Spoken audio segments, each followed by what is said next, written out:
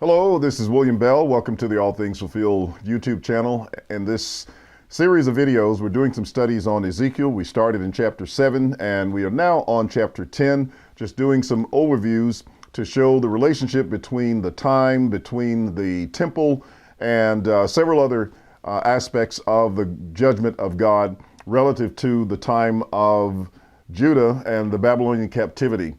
And the destruction of the temple at that time, and then showing you how to take those things and correlate them with Matthew 24, Mark 13, Luke 21, the book of Revelation, etc., so that you can understand how the terms are used, the terminology, and also the events are being used as a background and a backdrop for understanding New Testament prophecy. Now, again, for those of you who are new to the channel, subscribe, please, by hitting the red button. And after you click that button, there's also a bell that you should click, which will allow you to receive notifications of videos so that every time we publish a new video, you will get that notification, and then you can keep up and you can watch the videos. In addition to that, we have some other resources, our website at allthingsfulfilled.com. We also have a website that is allthingsfulfilled.com/classroom. If you want to take advantage of some of our books and materials, taped, recorded material, you can go to allthingsfulfilled.com/shop. And we'll put some of those links in the bottom so that you will have them available. And we'll give you information on our radio program as well as on our television program. And you can take advantage of that. But let's go ahead and get started. We're going to talk about chapter 10. This is probably going to be I say short. It just depends on how it goes. But hopefully, we're keeping these relatively short so you can get through them and understand kind of what's saying. Now, when we looked in chapter 9, we saw where there were those who were marked for preservation, all right, who were sealed in their foreheads, marked for preservation, compared to those who were marked for destruction or were left unmarked so that they would be destroyed. And the destroying angel went out and destroyed them, killed all of those who didn't have the mark of God, the seal of God in their foreheads. And we made a parallel to that with the sealing of the Holy Spirit in the last days of the first century, which was also associated with the temple. And this was very, very important for us to see that particular chapter. We showed where he said, start at my sanctuary, which meant that they started at the temple. Okay. Now, in chapter 10, what we're looking at is the appearance and the presence of the throne of God. In other words, the glory of God, which comes in judgment in connection with the fall of the temple. And that's what you have in chapter 10. So let's take a look at it. The throne of God and the glory of God, the presence of a divine being in relationship to this judgment, so you can see what's behind all of this. So in chapter 10, beginning at verse 1, he says, and I looked, and there in the firmament that was above the head of the cherubim, there appeared something like a sapphire stone, having the appearance of the likeness of a throne. Now, if you read the book of Enoch and his ascension to the heavens, and also the, I believe it's the, what is it called? Is it the Apocalypse of Isaiah or the Ascension of Isaiah? As he goes through the seven heavens, etc., you'll see something similar. But you can look in some of that literature and you will see indications of this type of vision. But you also see it in the book of Revelation when you look in the book of Revelation as well. And if you go back to Exodus chapter 24, you'll also see a picture of the throne of God and the reference to sapphire stone. Let me see if I can find that for you very quickly. In the 24th chapter of the book of Exodus, that will give you an idea of this particular throne and how they go up to meet God in the cloud, how Moses does, along with others. Beginning in verse 10, I believe it is. Well, let's look at chapter 24, verse 1. He says, now he said to Moses, come up to the Lord, you and Aaron, Nadab and Abihu, and 70 of the elders of Israel. And Moses alone shall come near the Lord, but they shall not come near, nor shall the people go up with him. So Moses was going to go into a more intimate presence of God, but the others were going to go up as well. and yet the people were not to go up. You know, they were going to be at the foot of the mountain, etc. But when you go down to verse 9, it says, then Moses went up, also Aaron, Nadab and Abihu, and the 70 elders of Israel. And they saw the God of Israel, and there was under his feet, as it were, a paved work of sapphire stone. And it was like the very heavens in its clarity. So it represented, or was like the heavens, which was indicating God's throne in the heavens, if you please, at the very summit of the mountain. And this was a cosmic mountain. And so as they go up through the clouds, which served as a veil to indicate that they were now moving toward the holy place. You know, the court was at the bottom where the rest of the people were. And then here go these priests, if you please, or representative of the priests, going up the mountain higher toward God. It's like going into the tabernacle in a sense. And then Moses ascends into the very summit of the mountain, if you please, where God's presence is.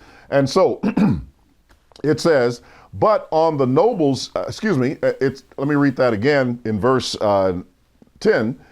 And they saw the glory of Israel. But he says, and there was under his feet, as it were, a paved work of sapphire stone, and it was like the very heavens in its clarity. But on the nobles of the children of Israel, he did not lay his hand. So they saw God, and they ate and drank. Now, usually when they go into the presence of God, you know, a man could not live, but God allowed them into his presence. Then the Lord said to Moses, come up to me. You see, they're coming up higher on the mountain, and be there, and I will give you the tablets of stone and the law and the commandments which I have written, that you may teach them. All right, so now let's drop down to verse 15. And in verse 15, it says, now then Moses went up into the mountain, and a cloud covered the mountain. Now the glory of the Lord rested on Mount Sinai, and on the seventh day he called to Moses out of the midst of the cloud. See, the cloud's there as the veil, separating the holy place from the most holy place, and Moses goes into the most holy place. He's like the high priest, so to speak, going into the most holy place at this point. The sight of the glory of the Lord was like a consuming fire. Understand that. Take note of that. The sight of the glory of the Lord was like a consuming fire on the top of the mountain in the eyes of the children of Israel. Now, what did Moses see when God first appeared to him at the burning bush? He saw a consuming fire, but the bush was not burned. But God's presence was there, and he tells Moses, take off your shoes, for the place whereon you stand is what? It's holy ground. So Moses went up into the midst of the cloud and went up into the mountain, and Moses was on the mountain 40 days and 40 nights. All right. And very interesting at that point, the Lord speaks to Moses, and he tells him, one of the first things he tells him, okay, Moses, tell the people to make a tabernacle. He gives them instructions concerning the tabernacle. But anyway, we're going to move on from that. We're going to go back over to Ezekiel chapter 10 and look at what's taking place here in chapter 10. So we have, once again, in verse 1, I looked, and there in the firmament that was above the head of the cherubim, there appeared something like a sapphire stone. So you can see the correlation between the two, having the appearance of the likeness of a throne. So now he's in the presence of the throne of God. So we've looked at all this judgment. Now we're looking at a throne that is present.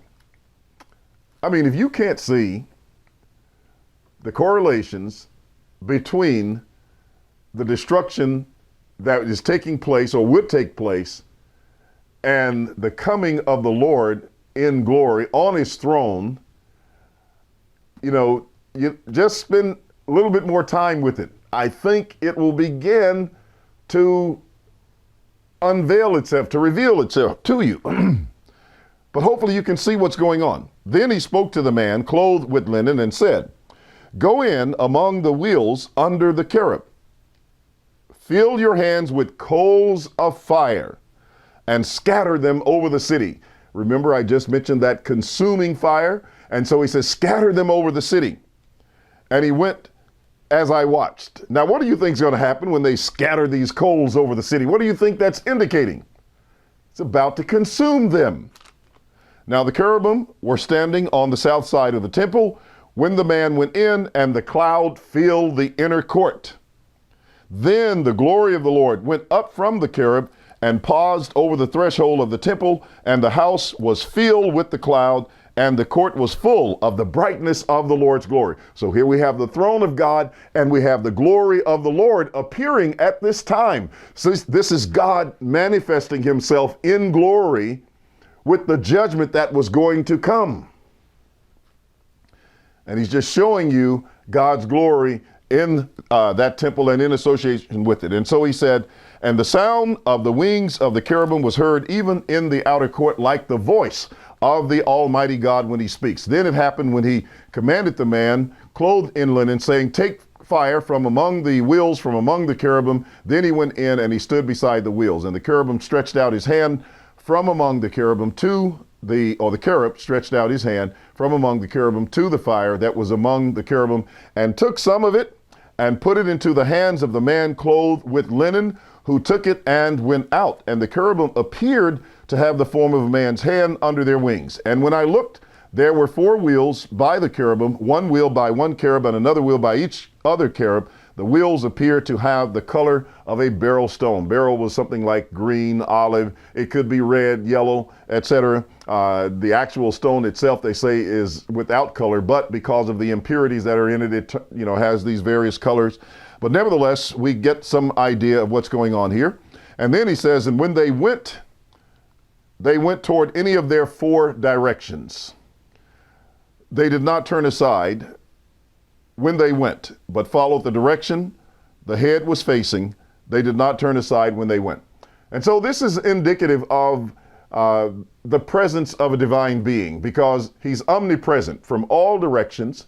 He is omnipotent in the fact that he commands and is on the throne, in addition to the fact that, he handles the fire, because, as we saw, our God is a consuming fire. And then we see not only that, but we also see his omniscience, because it says in verse 12, and their whole body with their back, their hands, their wings, and their wheels that the 4 had were full of eyes all around, meaning all knowing, all seeing, etc. And so an image of God's glory, of God's presence. Each one had 4 faces. The first face was the face of a cherub, the second the face of a man, the third the face of a lion, and the fourth the face of an eagle. And the cherub were lifted up. The cherubim were lifted up. This was the living creature I saw by the river Kebar. Now, when you go to Ezekiel chapter 1, you'll see this same vision, and it was the manifestation of a divine being. And that's what's happening. This is the glory of the Lord that is appearing in connection with this event that Ezekiel has been talking about. And so he says, when the cherubim went, the wheels went beside them, and when the cherubim lifted up their wings to mount up from the earth, the same wheels also did not turn from beside them. When the cherubim stood still, the wheels stood still. When one was lifted up, the other lifted itself up, for the spirit of the living creature was in them. In other words, the Spirit of God was in them. Then the glory of the Lord departed from the threshold of the temple and stood over the cherubim. So now the glory of the Lord departs from the temple. We've seen the fact that it, gave you that information before, but it's giving you here in this more vivid picture of the cherubim and what's taking place, giving you a glimpse of the idea of the throne of God, and his glory is rising up from the temple, indicating that God's glory has left the temple, and therefore it is set for destruction. So his glory has left the temple, and he says, in verse 19, and the cherubim lifted up their wings, mounted up from the earth in my sight. And when they went out, the wheels were beside them, and they stood at the door of the east gate of the Lord's house. See, it's still associated with the temple. In other words, just like we saw the ceiling was connected with and associated with the temple, the glory of the Lord is associated with the temple. You cannot, you should not separate and disassociate the glory of the Lord from the events surrounding the temple. This is why we were showing you all of this surrounded the temple, because it represented God's presence among them. All right. And then he says, the glory of the God of Israel was above them. This is the living creature I saw under the God of Israel by the river Chebar, and I knew they were the cherubim.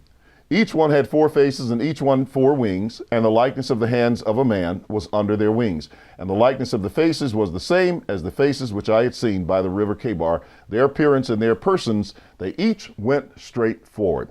All right, so what we've looked at in this chapter was the presence, the divine presence, the omnipotent, the omniscient, and the omnipresent God who was there in Israel. He's the one in control.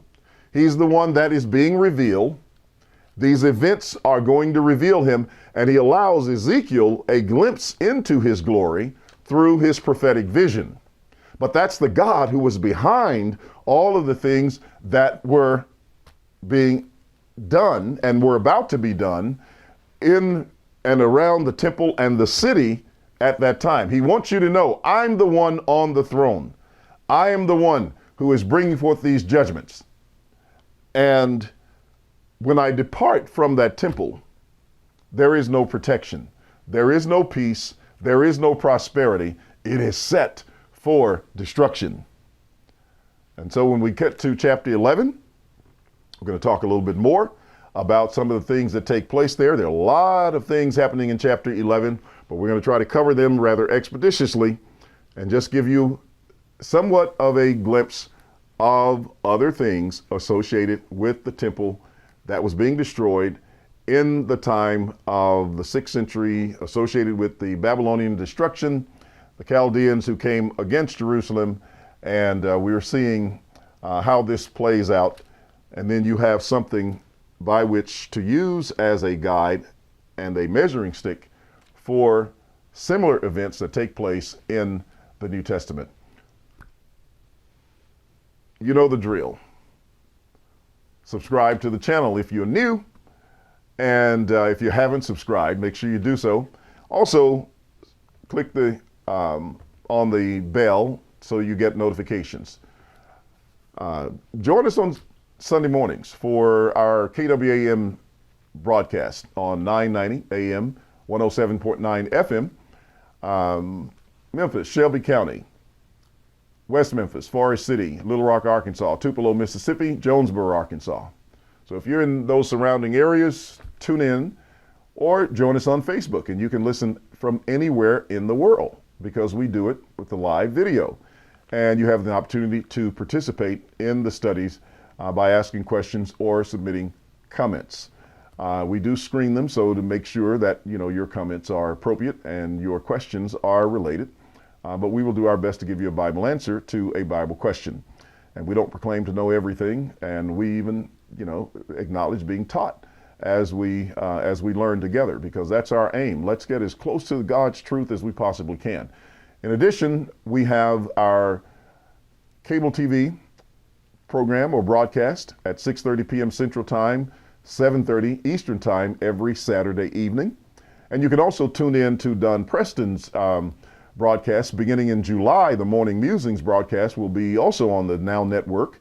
That will be Friday mornings at 9 a.m. So tune into that as well.